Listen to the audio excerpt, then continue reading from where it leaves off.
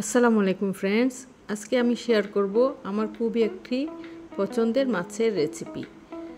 মাছের রেসিপিতে প্রথমে আমি আপনাদেরকে একটা টেকনিক শিখিয়ে দিচ্ছি, সেটা হচ্ছে মাছ থেকে কিভাবে খুব সহজে গন্ধ দূর করা যায়। মাছ থেকে যে আষ্টে একটা গন্ধ থাকে, সেটার জন্য অনেকে মাছ খেতে পারেন না।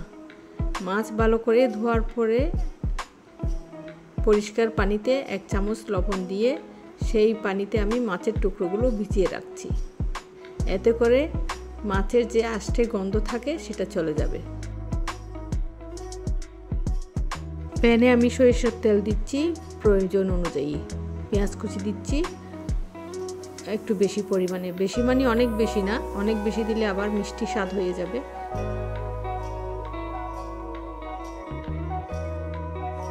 এক মিনিট সতে করে নিচ্ছি। হলুদ পাউডার দিচ্ছি 1/2 টিস্পুন, ধনিয়া পাউডার দিচ্ছি 1 টিস্পুন, মরিচ পাউডার দিচ্ছি 1/2 টিস্পুন, লবণ দিচ্ছি স্বাদ মতো। এখন আমি মশলাটা কষিয়ে নিচ্ছি। যতক্ষণ পর্যন্ত কাঁচা গন্ধটা দূর না হয় ততক্ষণ পর্যন্ত আমি মশলাটা কষাতে থাকবো। আমি অল্প করে গরম পানি দিচ্ছি। আমি সবসময় রান্নায় গরম পানি ইউজ করি, এতে রান্নার স্বাদ অটুট থাকে। এখন আমি যে উপকরণটা দিয়েছি এটাই হচ্ছে এই রান্নার মেন স্বাদ বাড়ানোর উপকরণ, সেটা হচ্ছে টমেটো। একটা টমেটো আর কিছু কাঁচামরিচ আমি অ্যাড করে দিয়েছি।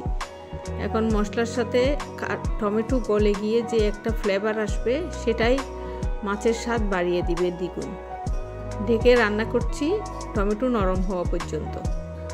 এদিকে আমি লবণ পানি থেকে মাছের টুকরোগুলো উঠিয়ে পানি ঝরাতে দিয়ে দিচ্ছি।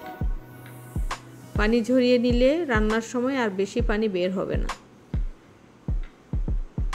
যেহেতু আমি মাছটা ভুনা করব, তাই যেন পানি বের না হয় সেই জন্য আমি পানি ঝরিয়ে নিচ্ছি। মশলাটা কষানো অলমোস্ট হয়ে গেছে। এখন আমি মাছের টুকরোগুলো একটা একটা করে বসিয়ে দিচ্ছি। এই রান্নাটা হতে খুব বেশি একটা সময় লাগে না, জাস্ট এপিট ওপিট 10 মিনিট রান্না করলে মাছটা হয়ে যায়।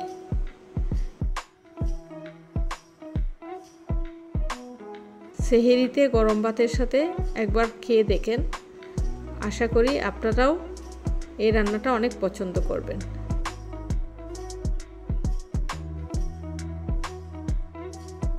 রেসিপিটা যদি ভালো লাগে একটা লাইক করতে পারেন, আর সাবস্ক্রাইব করে উৎসাহ দিতে পারেন নতুন রেসিপি দেওয়ার জন্য।